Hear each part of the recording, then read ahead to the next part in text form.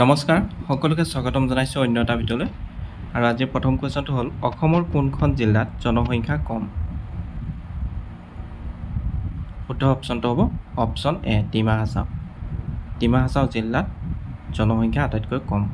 Next question আহোমসকলৰ শেষৰ ৰজাজন কোন আছিল শুদ্ধ অপচনটো হ'ব অপচন চি পুৰন্দৰ সিংহ আহোমসকলৰ শেষৰ ৰজাজনৰ নাম আছিল পুৰন্দৰ সিংহ নেক্সট কোৱেশ্চন প্ৰথম অসমীয়া গদ্য সংকলন কথাগীতাৰ ৰচক কোন শুদ্ধ অপচনটো হ'ব অপচন এ ভট্টদেৱ প্ৰথম অসমীয়া গদ্য সংকলন কথাগীতাৰ ৰচক হ'ল ভট্টদেৱ নেক্সট কোৱেশ্চন অসমীয়া সাহিত্যৰ ৱাল্টাৰ স্কট বুলি কাক আখ্যা দিয়া হয় শুদ্ধ অপচনটো হ'ব option D Rajanikanta Bordoloi Walter Scott বুলি জনা যায় নেক্সট কোৱেশ্চন আভ্যন্তৰীণ সীমা আইন কেতিয়া কাৰ্যকাৰী কৰা হয় শুদ্ধ অপচনটো হ'ব অপচন বি 1873 চনত আভ্যন্তৰীণ সীমা আইন 1873 চনত কাৰ্যকাৰী কৰা হয় নেক্সট কোৱেশ্চন চুতীয়া সাম্ৰাজ্যৰ প্ৰতিষ্ঠাপক কোন আছিল শুদ্ধ অপচনটো হ'ব অপচন এ বীৰপাল চুতীয়া সাম্ৰাজ্যৰ প্ৰতিষ্ঠাপক আছিল বীৰপাল নেক্সট কোৱেশ্চন মহাত্মা গান্ধীয়ে সত্যাগ্ৰহৰ পন্থা পোনপ্ৰথমে ক'ত অৱলম্বন কৰিছিল শুদ্ধ অপচনটো হ'ব অপচন চি দক্ষিণ আফ্ৰিকাত নেক্সট কোৱেশ্চন শাহজাহানৰ জীৱনীখনৰ নাম কি শুদ্ধ অপচনটো হ'ব অপচন এ শাহজাহানৰ জীৱনীখনৰ নাম আছিল শাহজাহাননামা নেক্সট কোৱেশ্চন পশ্চিমবংগৰ ৰাজধানী কি শুদ্ধ অপচনটো হ'ব অপচন বি কলকাতা পশ্চিমবংগৰ ৰাজধানীৰ নাম হ'ল কলকাতা নেক্সট কোৱেশ্চন বকুল বনৰ কবি বুলি কাক কোৱা হয় শুদ্ধ অপচনটো হ'ব অপচন চি আনন্দ চন্দ্ৰ বৰুৱা বকুল বনৰ কবি বুলি কোৱা হয় নেক্সট কোৱেশ্চন বিশ্ব গ্ৰাহক অধিকাৰ দিৱস কেতিয়া পালন কৰা হয় শুদ্ধ অপচনটো হ'ব অপচন এ 15 মাৰ্চ তাৰিখে বিশ্ব গ্ৰাহক অধিকাৰ দিৱস হিচাপে পালন কৰা হয় নেক্সট কোৱেশ্চন স্বতন্ত্ৰ ভাৰতৰ প্ৰথম আইন আৰু ন্যায় মন্ত্ৰী কোন আছিল শুদ্ধ অপচনটো হ'ব অপচন বি আৰ আম্বেদকাৰ স্বতন্ত্ৰ ভাৰতৰ প্ৰথম আইন আৰু ন্যায় মন্ত্ৰী আছিল B R Ambedkar next question থাইলেণ্ডৰ ৰাজধানী চহৰ কি শুদ্ধ অপচনটো হ'ব অপচন ডি বেংকক থাইলেণ্ডৰ ৰাজধানী চহৰৰ নাম হ'ল বেংকক নেক্সট কুৱেশ্যন কামৰূপত বৰ্মন বংশৰ প্ৰতিষ্ঠাপক কোন আছিল শুদ্ধ অপচনটো হ'ব অপচন এ পুষ্যবৰ্মন কামৰূপত বৰ্মন বংশৰ প্ৰতিষ্ঠাপক আছিল পুষ্যবৰ্মন নেক্সট কুৱেশ্যন শিৱসিংহৰ প্ৰধান ৰাণীগৰাকী কোন আছিল শুদ্ধ অপচনটো হ'ব অপচন বি ফুলেশ্বৰী শিৱসিংহৰ প্ৰধান ৰাণীগৰাকীৰ নাম আছিল ফুলেশ্বৰী নেক্সট কুৱেশ্যন অসম সাহিত্য সভাৰ প্ৰতীক চিহ্নটো কোনে অংকন কৰিছিল শুদ্ধ অপচনটো হ'ব অপচন এ যুগল দাস অসম সাহিত্য সভাৰ প্ৰতীক চিহ্নটো অংকন কৰিছিল যুগল দাসে নেক্সট কুৱেশ্যন অসমৰ সাংস্কৃতিক ৰাজধানী বুলি কোনখন ঠাইক জনা যায় শুদ্ধ অপচনটো হ'ব অপচন বি যোৰহাটক অসমৰ সাংস্কৃতিক ৰাজধানী বুলি জনা যায় নেক্সট কুৱেশ্যন অসমত সৰ্ববৃহৎ কপাহ উৎপাদন হোৱা ঠাইখনৰ নাম কি শুদ্ধ অপচনটো হ'ব অপচন ডি মিকিৰ পাহাৰ অসমত সৰ্ববৃহৎ কপাহ উৎপাদন হোৱা ঠাইখনৰ নাম হ'ল মিকিৰ পাহাৰ নেক্সট কুৱেশ্যন বি বৰুৱা কৰ্কট প্ৰতিষ্ঠান ক'ত অৱস্থিত শুদ্ধ অপচনটো হ'ব অপচন এ গুৱাহাটী বি বৰুৱা কৰ্কট প্ৰতিষ্ঠান গুৱাহাটীত অৱস্থিত নেক্সট কুৱেশ্যন চকৰি ফেটি বুৰঞ্জী কোনে লিখিছিল শুদ্ধ অপচনটো হ'ব অপচন চি নুমলী বৰগোহাঁয়ে চকৰি ফেটি বুৰঞ্জী লিখিছিল নেক্সট কুৱেশ্যন অসমৰ প্ৰথম ষ্টেডিয়াম কোন ঠাইত নিৰ্মাণ কৰা হৈছিল শুদ্ধ অপচনটো হ'ব অপচন এ যোৰহাট অসমৰ প্ৰথমখন ষ্টেডিয়াম নিৰ্মাণ কৰা হৈছিল যোৰহাটত নেক্সট কুৱেশ্যন ভাৰতৰ সৰ্বাধিক জনবসতি ঘনত্ব ৰাজ্য কোনখন শুদ্ধ অপচনটো হ'ব অপচন বি বিহাৰ ভাৰতবৰ্ষৰ সৰ্বাধিক জনবসতি ঘনত্ব থকা ৰাজ্যখনৰ নাম হ'ল বিহাৰ নেক্সট কুৱেশ্যন পোংগল কোনখন ৰাজ্যৰ উৎসৱ শুদ্ধ অপচনটো হ'ব অপচন এ তামিলনাডু পোংগল হ'ল তামিলনাডু ৰাজ্যৰ উৎসৱ নেক্সট কুৱেশ্যন কোন চনত ব্ৰিটিছে ৰাওলাট আইন গৃহীত কৰিছিল শুদ্ধ অপচনটো হ'ব অপচন চি 1919 চনত 1919 চনত ব্ৰিটিছে ৰাওলাট আইন গৃহীত কৰিছিল নেক্সট কুৱেশ্যন মদন কামদেৱৰ দেৱালয় ক'ত অৱস্থিত শুদ্ধ অপশ্যনটো হ'ব অপশ্যন এ কামৰূপ মদন কামদেৱৰ দেৱালয় কামৰূপত অৱস্থিত নেক্সট কুৱেশ্যন প্ৰথম অসমীয়া শিশু আলোচনীখনৰ নাম কি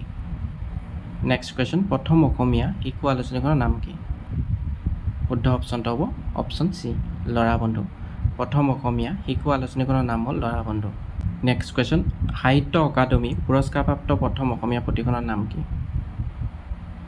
শুদ্ধ অপশ্যনটো হ'ব অপশ্যন এ বনফুল সাহিত্য অকাডেমী পুৰস্কাৰপ্ৰাপ্ত প্ৰথম অসমীয়া পুথিখনৰ নাম হ'ল বনফুল নেক্সট কুৱেশ্যন প্ৰথম অসমীয়া ছপা পুথিখনৰ নাম কি শুদ্ধ অপশ্যনটো হ'ব অপশ্যন বি ধৰ্ম পুস্তক প্ৰথম অসমীয়া ছপা পুথিখনৰ নাম হ'ল ধৰ্ম পুস্তক নেক্সট কুৱেশ্যন দাদা চাহেব ফাল্কে বঁটা কিমান চনৰ পৰা প্ৰদান কৰি অহা হৈছে শুদ্ধ অপশ্যনটো হ'ব অপশ্যন চি 1969 চনৰ পৰা 1969 চনৰ পৰা দাদা চাহেব ফাল্কে বঁটা প্ৰদান কৰি অহা হৈছে নেক্সট কুৱেশ্যন বিশ্ব বন দিৱস কেতিয়া পালন কৰা হয় শুদ্ধ অপশ্যনটো হ'ব অপশ্যন বি 21 মাৰ্চ 21 মাৰ্চ তাৰিখে বিশ্ব বন দিৱস পালন কৰা হয় নেক্সট কুৱেশ্যন জাপানৰ ৰাজধানী কি শুদ্ধ অপশ্যনটো হ'ব অপশ্যন এ টকিঅ' জাপানৰ ৰাজধানীৰ নাম হ'ল টকিঅ' নেক্সট কুৱেশ্যন সপ্ততীৰ্থ বুলি কোনখন ঠাইক জনা যায়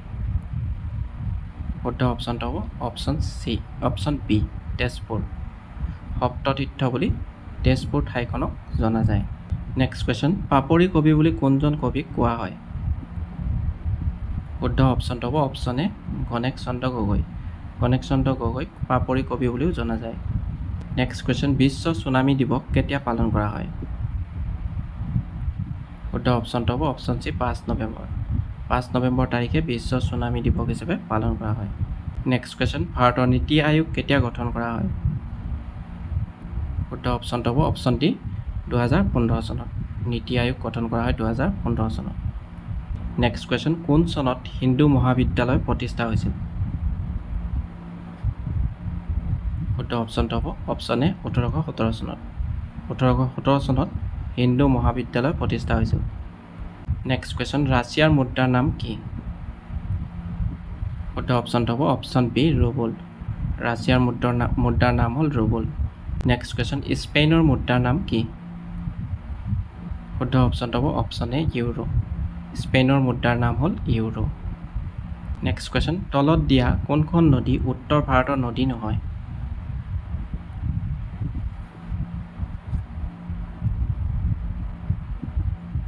শুদ্ধ অপশ্যনটো হ'ব অপশ্যন বি কৃষ্ণা নদীখন উত্তৰ ভাৰতৰ নদী নহয় নেক্সট কুৱেশ্যন কোন তাৰিখে ভাৰতে স্বাধীনতা দিৱস পালন কৰে শুদ্ধ অপশ্যনটো হ'ব option C 15 August next question মহাকাশলৈ যোৱা প্ৰথমজন ভাৰতীয় মহাকাশচাৰী কোন আছিল শুদ্ধ অপশ্যনটো হ'ব অপশ্যন এ ৰাকেশ শৰ্মা আৰু মহিলা হ'লে কল্পনা চাওলা হ'লে নেক্সট কুৱেশ্যন আমাৰ সৌৰজগতৰ ক্ষুদ্ৰতম গ্ৰহ কোনটো শুদ্ধ অপশ্যনটো হ'ব অপশ্যন বি বুধ গ্ৰহ আমাৰ সৌৰজগতৰ আটাইতকৈ সৰু গ্ৰহটো হ'ল বুধ গ্ৰহ নেক্সট কুৱেশ্যন বিহাৰৰ ৰাজধানী কি শুদ্ধ অপশ্যনটো হ'ব অপশ্যন চি পাটনা বিহাৰৰ ৰাজধানী হ'ল পাটনা নেক্সট কুৱেশ্যন তলত দিয়া কোনখন দেশ land of the rising sun নামেৰেও জনা যায় মানে সূৰ্যোদয়ৰ দেশ শুদ্ধ অপশ্যনটো হ'ব অপশ্যন বি জাপানক land of the rising sun বুলি কোৱা হয় আৰু যদি কুৱেশ্যনটোত নৰ্থ ইষ্ট থাকিল হয় তেনেহ'লে হ'ল হয় অৰুণাচল প্ৰদেশ নেক্সট কুৱেশ্যন এছীয় সিংহ ক'ত পোৱা যায় শুদ্ধ অপশ্যনটো হ'ব অপশ্যন এ গিৰ ৰাষ্ট্ৰীয় উদ্যানত এছীয় সিংহ পোৱা যায় নেক্সট কুৱেশ্যন বিখ্যাত চিত্ৰ মনালিছা কোনে অংকন কৰি উলিয়াইছিল শুদ্ধ অপশ্যনটো হ'ব অপশ্যন ডি লিওনাৰ্ডো দা ভিঞ্চিয়ে বিখ্যাত চিত্ৰ মনালিছা অংকন কৰি উলিয়াইছিল নেক্সট কুৱেশ্যন ৰঞ্জী ট্ৰফি তলত দিয়া কোনটো ক্ৰীড়াৰ সৈতে জড়িত শুদ্ধ অপশ্যনটো হ'ব option B cricket Ranji Trophy cricket খেলৰ লগত জড়িত নেক্সট কুৱেশ্যন পৃথিৱীৰ সৰ্ববৃহৎ নদীদ্বীপ কোনটো শুদ্ধ অপশ্যনটো হ'ব option D Majuli next question ভাৰতৰ নেপোলিয়ন নামেৰে কাক জনা যায় শুদ্ধ অপশ্যনটো হ'ব অপশ্যন চি সমুদ্ৰগুপ্তক ভাৰতৰ নেপোলিয়ন নামেৰে জনা যায়। নেক্সট কুৱেশ্যন, তলত দিয়া কোনটো নৃত্যৰ উৎপত্তিস্থল কেৰালা? শুদ্ধ অপশ্যনটো হ'ব অপশ্যন বি কথাকলি। কথাকলি নৃত্যৰ উৎপত্তিস্থল কেৰালা। নেক্সট কুৱেশ্যন, ভাৰতত কোনে মোগল সাম্ৰাজ্য স্থাপন কৰিছিল? শুদ্ধ অপশ্যনটো হ'ব অপশ্যন ডি বাবৰে। ভাৰতত মোগল সাম্ৰাজ্য স্থাপন কৰিছিল বাবৰে। নেক্সট কুৱেশ্যন, 1492 চনত কোনে আমেৰিকা আৱিষ্কাৰ কৰিছিল? শুদ্ধ অপশ্যনটো হ'ব অপশ্যন বি খ্ৰীষ্টোফাৰ কলম্বাছ। খ্ৰীষ্টোফাৰ কলম্বাছে 1492 চনত আমেৰিকা আৱিষ্কাৰ কৰিছিল। নেক্সট কুৱেশ্যন, পৃথিৱীৰ আটাইতকৈ ডাঙৰ মহাসাগৰ কোনখন? শুদ্ধ অপশ্যনটো হ'ব অপশ্যন বি প্ৰশান্ত মহাসাগৰ। পৃথিৱীৰ আটাইতকৈ ডাঙৰ মহাসাগৰখনৰ নাম হৈছে প্ৰশান্ত মহাসাগৰ। নেক্সট কুৱেশ্যন, কোনটো মানৱ সৃষ্ট জলপথে প্ৰশান্ত মহাসাগৰক আটলাণ্টিক মহাসাগৰৰ সৈতে সংযোগ কৰিছে? শুদ্ধ অপশ্যনটো হ'ব অপশ্যন ডি পানামা খাল। নেক্সট কুৱেশ্যন, আপাটিনসকল কোন ৰাজ্যৰ জনজাতি? শুদ্ধ অপশ্যনটো হ'ব অপশ্যন চি অৰুণাচল প্ৰদেশ। আপাটিনসকল অৰুণাচল প্ৰদেশৰ জনজাতি। নেক্সট কুৱেশ্যন, সালোক সংশ্লেষণৰ জৰিয়তে উদ্ভিদে তলত দিয়া কোনটো প্ৰস্তুত কৰে? শুদ্ধ অপশ্যনটো হ'ব অপশ্যন এ কাৰ্বহাইড্ৰেট। সালোক সংশ্লেষণৰ জৰিয়তে উদ্ভিদে প্ৰস্তুত কৰে কাৰ্বহাইড্ৰেট। নেক্সট কুৱেশ্যন, ভিটামিন এৰ অভাৱত হোৱা ৰোগবিধৰ নাম কি? শুদ্ধ অপশ্যনটো হ'ব অপশ্যন চি কুকুৰীকণা। ভিটামিন এৰ অভাৱৰ ফলত হোৱা ৰোগবিধ হ'ল কুকুৰীকণা। নেক্সট কুৱেশ্যন, মানৱ শৰীৰৰ লোহিত ৰক্তকণিকাই প্ৰধানতঃ কঢ়িয়াই নিয়া সামগ্ৰীবিধ কি? শুদ্ধ অপশ্যনটো হ'ব option B oxygen. Next question, তলত দিয়া কোনটো ৰোগ মহে বিয়পায়? শুদ্ধ অপশ্যনটো হ'ব অপশ্যন ডি ডেংগি।